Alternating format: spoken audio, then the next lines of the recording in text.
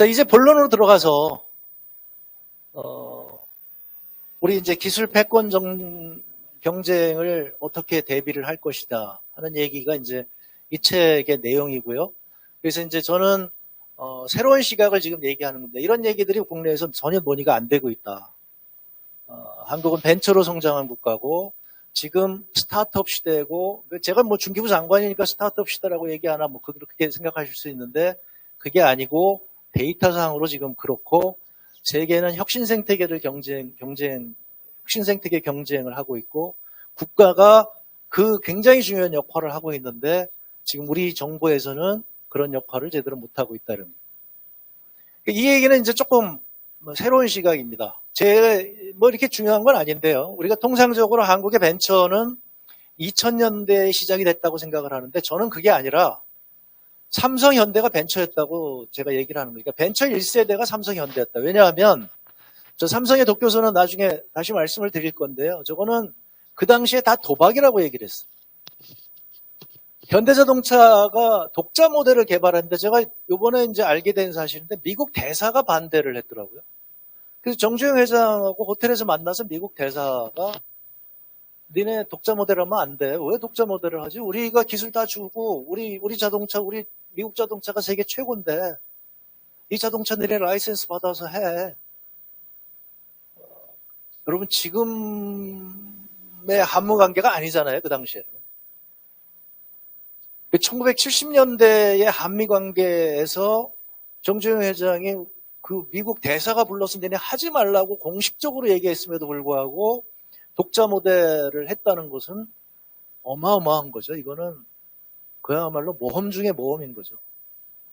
그 당시 우리 지금 뭐 SK도 그렇고 LG도 그렇고 전부 다 저 나라가 저거 가능해? LG가 저게 가능해? 이런 기업들이 지금 했다는 겁니다. 두 번째로는 4차 산업혁명과 스타트업 시대고요. 지금 제가 말씀드린 대로, 아까 말씀드린 대로 지금 공상과학영화가 다 지금 눈앞에 와 있어요. 지금 미국이 레이저건을 실전 배치했죠. 지금 해군 함정에 레이저건을 실전 배치했습니다. 레이저건의 문제는 뭐냐면 얘는 원가가 안 드는 거예요. 총알을 쏘면 총알 하나도 가격이 들어가는데 얘는 그냥 빛을 모아서 쏘는 거기 때문에 레이저건 가격은 들지만 레이저를 얼마든지 쏴대도 돈이 안 드는 거죠. 제가 아까 말씀드린 대로 아바타에 지금 날아다니는 비행기, 지금 드론들이 지금 날아다니고 웨어러블 로봇이 아바타에 나오죠. 제5원소에 보면 그 플라잉카가 막 날아다니는 도시가 나오죠. AI가 다니고 로봇이 다니죠. 이게 지금 바로 눈앞에 와 있고 이미 지금 시제품들이 막 나오고 있는 상황이라는 거죠. 아까 말씀드린 대로 우리 플랫폼 기술은 도저히 쫓아가지 못하고 있고요. 그 다음에 이 기술에서 지금 미국이 압도적인 우위를 차지하고 있고, 지금 중국이 굉장히 빨리 쫓아가서 지금 양강체제가 될 거라는 거죠. 지금 미국이 중국에 대해서 저 정도로 그 강력한 그 뭐라 그런가요?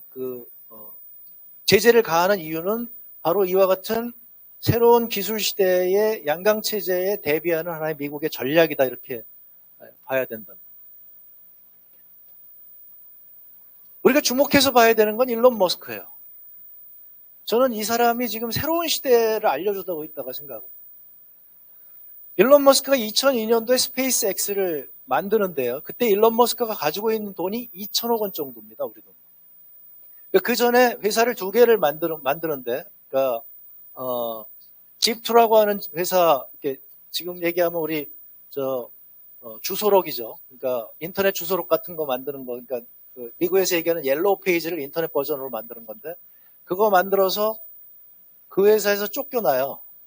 근데 그거 만들어서 팔아갖고 거기서 돈이 생겨가지고 엑스닷컴이라고 하는 회사를 만드는데, 그게 다른 회사랑 합쳐져서 피터 틸이라고 하는 사람이 그 유명한 미국의 벤처 캐피탈리스트인데, 그 사람과 같이 회사를 만들어서 합쳐가지고 페이팔을 만들죠. 페이팔은 지금 미국의 유명한 핀테크 기업이죠. 그걸 만들었는데 거기서 그 회사에서 또 쫓겨나요. 그러니까 미국에서는 이 스티브 잡스도 그렇고 일론 머스크도 그렇고 자기가 만든 회사에서 쫓겨나는 이런 그리고 그런 사람들이 잘 되는 이렇게 쓴맛을 좀 봐야 이렇게 잘 되는 거죠. 이제 정신 차려서. 그래서 그 회사에서 쫓겨났지만 그 회사의 지분을 갖고 있는 게 2천억 원이고 그 2천억 원을 갖고 만든 회사가 스페이스X입니다. 근데 저 회사가 2천억 원 가지고 계산을 해보니까 로켓을 딱 4번 쓸 수 있었어요. 그 4번 써가지고 4번이 실패가 되면 그러면 일론 머스크는 무너지는 거죠. 3번 실패했는데 이게 굉장히 중요한 게요. 2008년도에 4번째 드디어 해가지고 거기서 성공을 합니다. 그래서 오늘의 일론 머스크가 됩니다. 여기 항우연에서 오신 분이 계시는지 모르겠는데 일론 머스크가 2천억 원 가지고 지금 저 어마어마한 스페이스X를 만들었다고 한다면 우리나라 항우연에 지금 현재 1년 예산이 한 6천억 원쯤 됩니다. 그럼 한 지금 20년 정도 우리 항우연의 예산을 로켓 부문만 보더라도 지금 어마어마한 돈이 들어갔죠.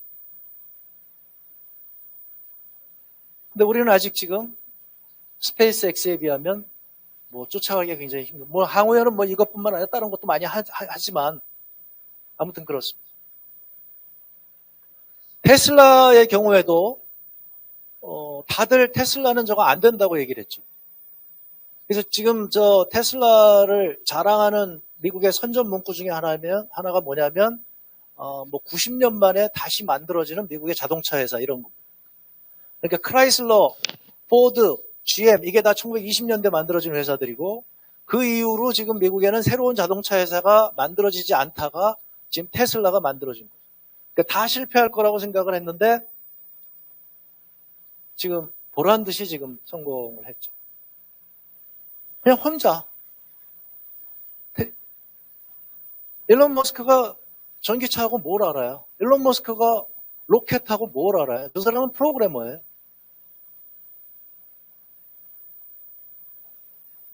근데 들어가서 저 테슬라는 원래 일론 머스크가 설립한 게 아니라 엔지니어 2분이 만들었는데 이분들이 하도 황당한 얘기를 하니까 자동차 회사 만드는데 아무도 돈을 투자를 안 했어요. 그래도 일론 머스크 정도 되면 우리를 이해하지 않을까 해가지고 일론 머스크한테서 돈을 받아서 설립을 했는데 이번에는 일론 머스크가 그 2사람을 쫓아내죠. 그리고서는 지금 저렇게 만듭니다. 이런 질문을 우리가 던져야 되죠. 한국에서는 왜 일론 머스크가 안 나오고?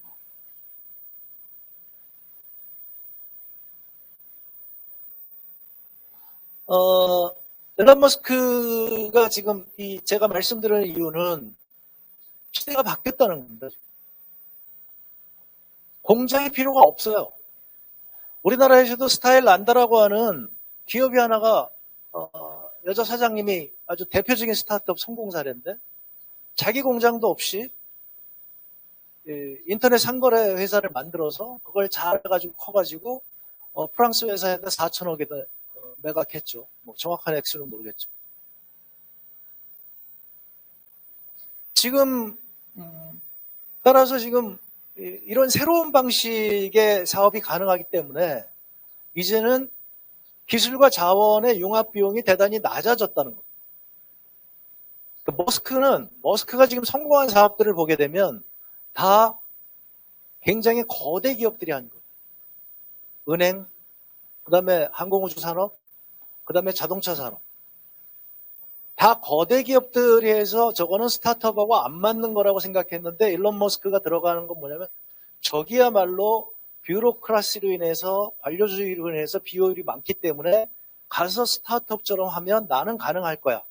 그러니까 로켓을 나사의 지금 현재 로켓 비용보다 나는 3분의 1에 팔 수 있다. 나사에 공급할 수 있다고 일론 머스크가 얘기하고 일론 머스크가 성공하기도 전에 미국 의회에 가서 이 얘기를 하는 거죠. 나는 3분의 1에 만들어서 할 수 있는데 왜 나하고 계약을 안 하느냐. 2006년도에 나사가 계약을 해요. 로켓 하나 성공시키지 못한 회사. 미국 정부도 대단한 거죠. 의회에서 일론 머스크 얘기가 맞다. 제가 기술이 있다는데 너네 나사가 기술을 확인해서 제 기술이 된다면 쟤네하고 계약해라.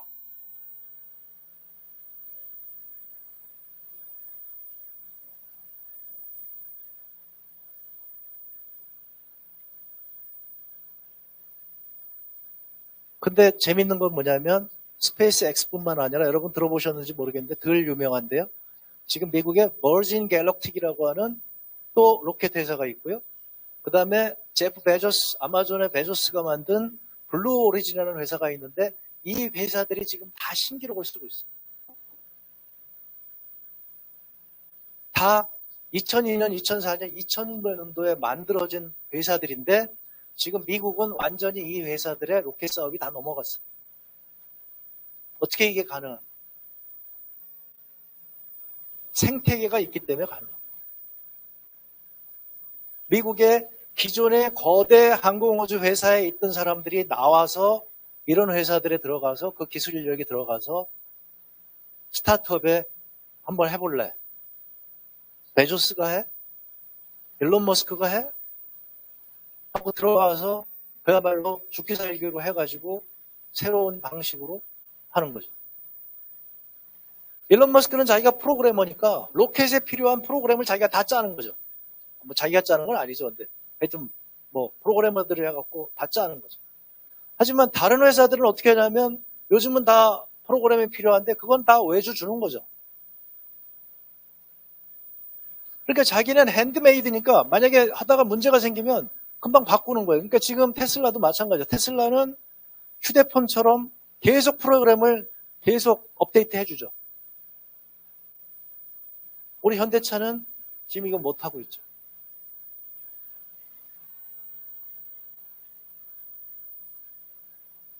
제가 왜 이것을 강조하는지 여러분들이 이해하실 수 있으려고. 안드로이드를 창시한 사람이 앤드 루빈인데요. 이 앤드 루빈이 2004년 말에 한국에 옵니다.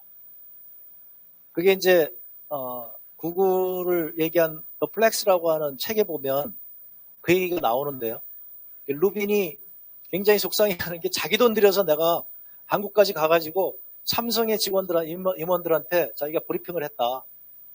그랬더니 브리핑룸에 회의실에 들어갔더니 한 20명 정도가 그냥 정장을 쫙 입은 사람들이 자리에 앉지도 않고 서 있더라. 그러더니 임원이 들어왔더니 임원이 앉으라고 그러니까 20명이 그냥 딱 앉더라. 자기는 청바지 입고 갔는데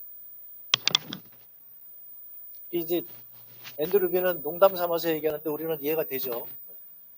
우리 회의 그렇게 하잖아요. 요즘은 이제 그래도 많이 좋아져서 자리에 앉아서 기대를 하고 있지만 2004년도에 충분히 그랬겠죠. 그래서 앤드 루빈이 얘기를 합니다. 지금 우리가 이러이러한 시스템을 만들어서 지금 이제 여러분들이 아니까 안드로이드라고 하는 휴대폰 운영 체계를 만들어서 그 전까지는 저기 통신회사가 한테 돈을 지급했는데 통신회사한테 공짜로 주겠다.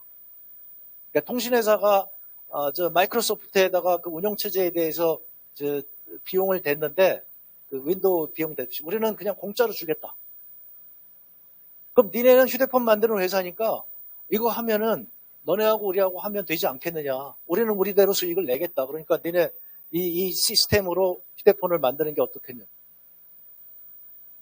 그랬더니 이제 삼성의 임원이 호탕하게 웃으면서 야, 이게 앤드 루빈 버전이에요. 그래서 앤드 루빈 얘기는 그랬더니 이 사람이 호탕하게 웃으면서 야, 그렇게 어마어마한 걸 니네가 지금 몇 명이 만들어? 니네 8명이라며 회사에. 그러니까 스타트업이니까 직원이 8명이에요.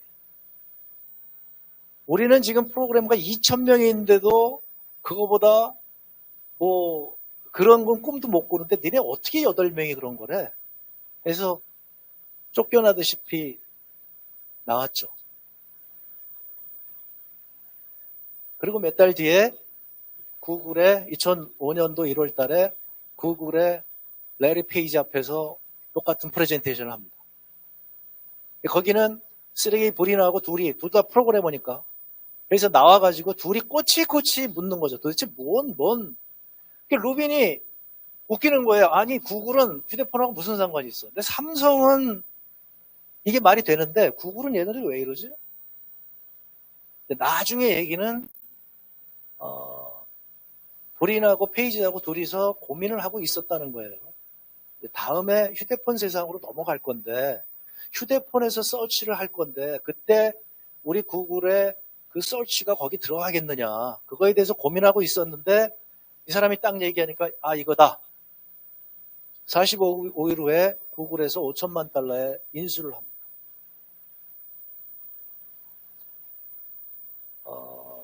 뭐 삼성의 입장에서는 뭐 지금도 잘 됐죠. 그래서 지금 안드로이드가 잘 해가지고 세계 뭐 1, 2위를 다투는 그 판매 회사가 됐기 때문에 삼성은 그야말로 어마어마한 회사인 거예요. 하지만 지금 중요한 건 이거죠. 새로운 기술이 들어올 때 구글은 자기네하고 크게 관계가 없는 회사도 사들였단 말이에요.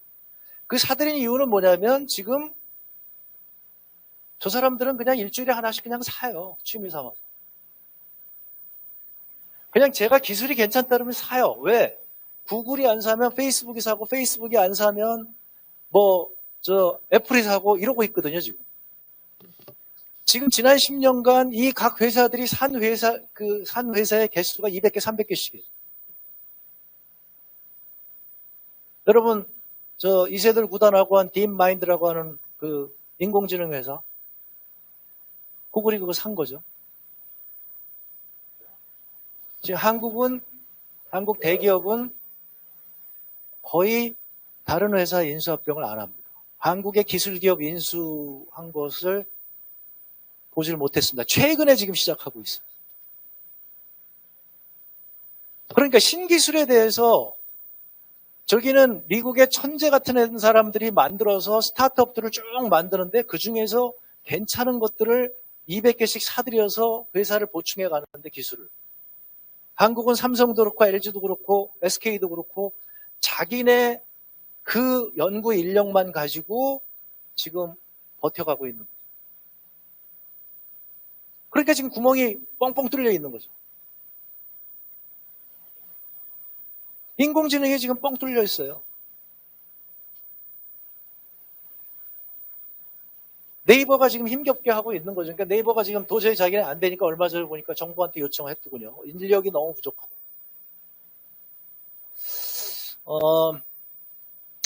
이제 이런 생태계가 중요하다는 거고요. 이게 재밌는 얘기들이 있는데 넘어가도록 하겠습니다. 지금 이제 우리한테 중요한 것은 이런 혁신 생태계인데 미국이 기술 패권 국가가 된 것에 대해서 우리가 고민을 좀 해야 되잖아요. 자, 우리가 이제 기술 선도국이 돼야 된다는 얘기를 우리 정부에서 엄청나게 오랫동안 얘기해 왔죠. 민간에서도 얘기해오고. 자, 그러면 기술 후진국이었다가 기술 선도국이 된 나라가 어디 있는가? 그 나라가 어떻게 있는가를 우리가 보면 되잖아요. 그 나라가 미국이거든요. 아까 말씀드렸다시피 1940년대 미국은 기술 후진국입니다. 그런데 1970년대 이후에 세계 첨단 기술은 다 미국에서 나오고 있어요. 이런 질문을 가져보신 적이 있나요? 그러면 사람들이 전부 실리콘밸리가 혁신을 주도해. 미국에 실리콘밸리가 있잖아. 아니 그러면 실리콘밸리는 하늘에서 떨어졌어요? 실리콘밸리는 어떻게 만들어졌나를 우리가 고민을 해야 되겠죠. 우리가 지금 미국을 쫓아간다면 미국처럼 저렇게 혁신적인 국가가 되기 위하면 미국엔 실리콘밸리가 있어. 그럼 실리콘밸리는 어떻게 만들어졌어? 이게 자연스러운 논의죠. 미국의 실리콘밸리가 만들어진 것은 한국은 안 돼. 뭐 이렇게 생각하시는 분이 있는데 미국의 1950년대, 60년대 보면 우리랑 지금 대기업 관료주의 똑같아요. 그 관료주의를 깨기 위해서 나온 사람들이 인텔입니다. 시간이 없어서 제가 이걸 길게 말씀을 못 드리는데요. 1956년에 샤클리라고 하는 그 노벨 물리학상을 받은 분이 반도체의 아주 신기술을 개발을 해요. 그래서 전국의 대학원생 중에서 똑똑한 사람들을 불러서 자기 랩에다가 취직을 시킵니다. 그런데 저희가 얘기하기에 보통 교수들은 두 부류가 있다고 하죠. 성격이 이상한 교수와 성격이 더 이상한 교수. 이분이 기술 능력은 굉장히 뛰어난데 경영 능력은 안 좋아서 이 직원들을 괴롭히는 거예요. 그래서 이 8명이 못 참겠다 그러고서 편지를 씁니다. 그러니까 이게 어떻게 보면 웃기는 거죠. 대학원생들, 막 대학원을 갖고 지금 30대가 안 된 30대 근방에 있는 사람들이 전국의 금융회사에다가 혹은 전국에 있는 컨설팅 회사에다 편지를 써요. 우리가 도저히 엄청난 기술을 갖고 있는데 저 양반 밑에서는 있기가 어려우니 우리를 취직시켜 줄 사람을 좀 찾아봐 달라. 그런 편지 받으면 다 휴지통에 버리죠. 근데 아서 록이라고 하는 사람이 야 이게 재밌다 한번 만나나 보지? 호기심 많은 사람들이 있잖아요. 그래서 만나서 얘기를 들어보니까 야 니네는 가만 보니까 그 기술은 좋은 것 같은데 니네가 지금 찾는 거 보니까 고용할 사람이 필요한 게 아니라 니네가 회사를 만들어야 될 것 같아. 해가지고 회사에 돈 대줄 사람을 찾다가 페어차일드 당시 카메라 회사를 찾습니다. 그래서 거기서 돈을 대서 페어차일드 세미컨덕터를 만드는데 이게 히트를 치는 거죠. 근데 거기서도 역시 관료주의 때문에 이분들이 못 견뎌서 아 이건 안 되겠다. 투자를 해달라니 투자를 안 해줘. 그럼 우리 따로 나가서 만들어야 되겠다고 둘이 나와서 차린 게 인텔입니다. 이게 미국의 실리콘밸리가 만들어지는 거예요. 그러니까 아서 록이 벤처 캐피탈을 그때 만들고 그 다음에 인텔이 68년도에 만들면서 뭐 인텔뿐만 아니라 이제 그런 회사들이 이제 막 만들어지는 거죠. 그때 이분들이 나와서 얘기한 게 뭐냐면 아 우리는 저렇게 관료적인 조직에서는 혁신 기술을 얘기하는 게 안 되는 것 같아. 우리는 수평적 조직으로 새롭게 할 거야. 그러니까 지금의 미국의 수평적 조직 스타트업 다 이때 시작을 한 거예요. 그런데 핵심적인 게 뭐냐면 미국 국방부가 이 인텔의 반도체를 사주기 시작했다는 겁니다. 이거 어마어마한 거죠. 우리 지금 국방부가 새로 회사가 차려졌는데 거기서 나온 그 물건을 사겠어요? 그거 샀다가 거기서 하자 나오면 어떡하겠어요? 매일 감사원에 불려다니고 국회에서 매일 두드려 맞고 너 저 친구들이랑 뭐 친구지? 너 보니까 같은 대학 나왔어. 뭐 동네가 같아. 뭐 뒤에 뭐 있지?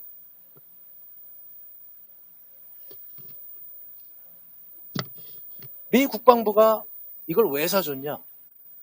핵전쟁을 하는데 미사일에 반도체가 필요하고 가격을 따지지 않고 지금 핵전쟁을 하는데 뭐 가격을 따지겠어요? 성능만 맞으면 우리는 가격에 관계없이 다 사주겠다. 그래서 인텔과 그 당시에 이제 반도체 핵심 기업인 텍사스 인스트루먼트와 그 다음에 저기 있는 셔클리 랩과 그래서 반도체를 만들어서 국방부에 이 검증을 받는 거죠. 인텔 얘네 직원 몇 명 되지도 않는데 이제 새 회사인데 얘네가 제일 좋아. 이거를 사들이는 거예요. 제가 말씀드리는 게 이런 겁니다.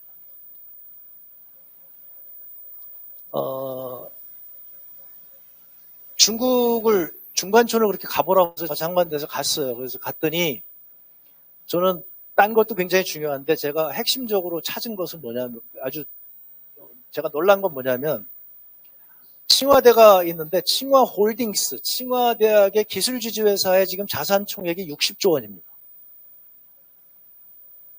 그러니까 2016년도에 자회사 매출액이 12조 원이고 베이징 대학도 마찬가지로 14조 원인데 제가 그래서 궁금해서 우리 서울대학 어떤 거 찾아봤더니 329억 원.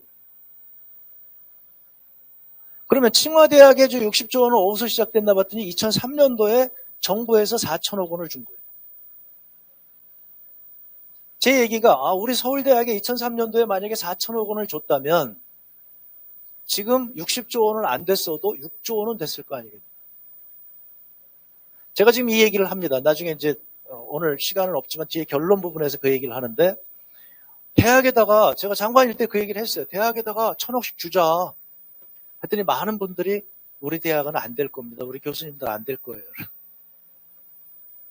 우리 교수님들은 그런 분들이 아닙니다. 이렇게 다들 얘기하세요. 근데 제가 말씀드리는 건 뭐냐면 벤처라는 게 10개 투자하면 하나 성공하는 거예요. 10개 대학에 1,000억씩 줬다가 9개 다 실패해도 좋다 이거예요. 하나가 성공해서 만약에 저렇게 성공을 한다면 해야 된다는 거죠. 지금 우리가 지금 1조 원 정도가 그 정도는 투자할 수 있다는 거죠.